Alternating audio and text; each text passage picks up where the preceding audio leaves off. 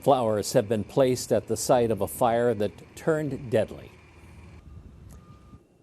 You're watching Newsday TV. Thanks for joining us. I'm Drew Scott.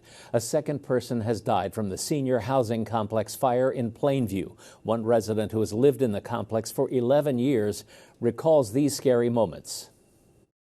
To see somebody being carried out, it was very sad because I saw it all from my window. And I really thought my house was going to burn down. We're a family here. You know, we all watch out for everybody. Here's video of the damage. Police say 74-year-old Lynn Citron was critically burned and died from her injuries. Responders found 84-year-old Teresa Casale dead in the apartments when they arrived. The cause of the fire is now being investigated. Only in Newsday, Long Island hospitals are facing penalties based on their performance. A Newsday analysis of federal data shows that Northwell Health is expected to face a $3.2 million penalty for having high readmission rates. St. Joseph Hospital was penalized for high rates of complications like surgical infections. You can take a deep dive into this data on Newsday.com. Only in Newsday, we're looking at where Tom Suozzi and Mazi Pilip got their votes in the special election race. Newsday columnist Joy Brown breaks it all down for us. I love America! Election day is over. The vote is in. Tom Suozzi is the winner. But what changed in the 3rd Congressional District between 2022, when George Santos handily won, and 2024? Let's take a look at a few maps. Let's start out in the town of Oyster Bay. Look north. You'll see Bayville, for example. In 2022, it was red. In 2024, it was lighter red, but Center Island turned blue for Suozzi. But let's look at an larger area in the town of Oyster Bay. In 2022, it was aggressively red. In 2024, blue through and through. Now let's go south and look at the GOP stronghold in the Massapequas. Noticeable difference there as well. In 2022, very, very red. In 2024, it takes on more of a rosy hue, which means that the support there for the GOP candidate, Mazi Pilip, was softer than it was for the GOP candidate Santos in 2022. Okay, let's move over to North Hempstead, the town of North Hempstead. Take a peek down in that new Hyde Park area. 2022, red. 2024, blue. What accounts for all of this? For one thing, the Republicans ran a stealth campaign. They took their candidate, Mazi Pilip, into the heavily Republican areas with local GOP superstars like Peter King. Looking at the map, that did not appear to work for them. Go to the other side. What did the Dems do? The Dems, they relied, and they were lucky enough to have support not just from the local, but from the state and the national Democratic campaigns. What that meant was that Tom Suozzi was getting postcards written for him from people in the middle of the country. And they had an aggressive ground game on Election Day. What does all this mean for the election in November? First off, I think for both sides, it is a none too gentle reminder that Long Island is purple and that CD3, like the rest of Long Island, can swing from Republican to Democrat.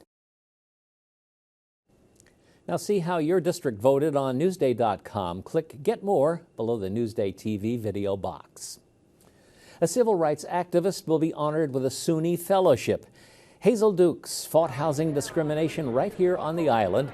Governor Kathy Hochul announced the fellowship in her name for social justice-minded students.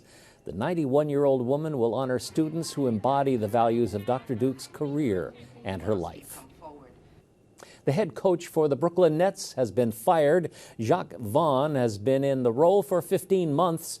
The team has lost 18 of the last 24 games, though. An interim coach will be named in the near future. Let's take a look now at your Long Island weather forecast. Clear skies overnight with lows dipping down into the 20s, so better bundle up. Tomorrow, sunny skies and pleasant with highs in the mid-30s.